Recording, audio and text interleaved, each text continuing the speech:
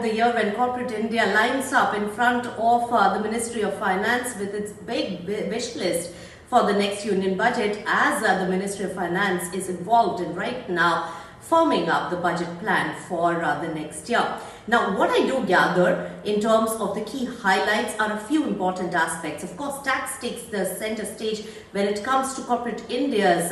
budget expectations. The first one is simplification and more clarifications to come in tax deducted at source as well as tax collection at source. So TDS and TCS, more clarity is one thing on top of the mind for corporate India. Another one, remember that COVID uncertainties are not still out, and therefore some of the industries which have been massively impacted because of the pandemic, and they require more government support to come in, like the manufacturing industry, travel as well as hospitality. On the other hand, it has been a good year for the startups with attracting so much of FDI and foreign inflows as well as the IPO boom that we have seen. There has been a consistent effort by the government in terms of ease of taxation for the startup businesses, the new age businesses, and there is more demand coming in from that, and there is a likelihood that the government may be looking at this particular segment very, very closely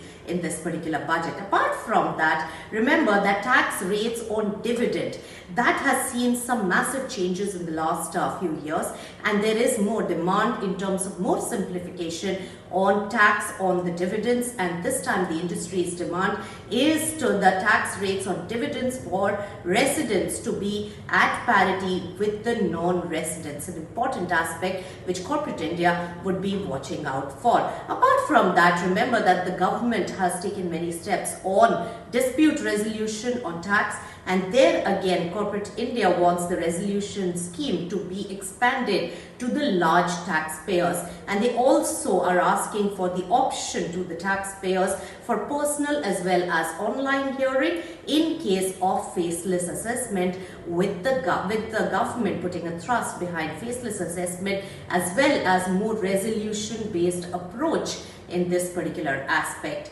Apart from that, there is a lot of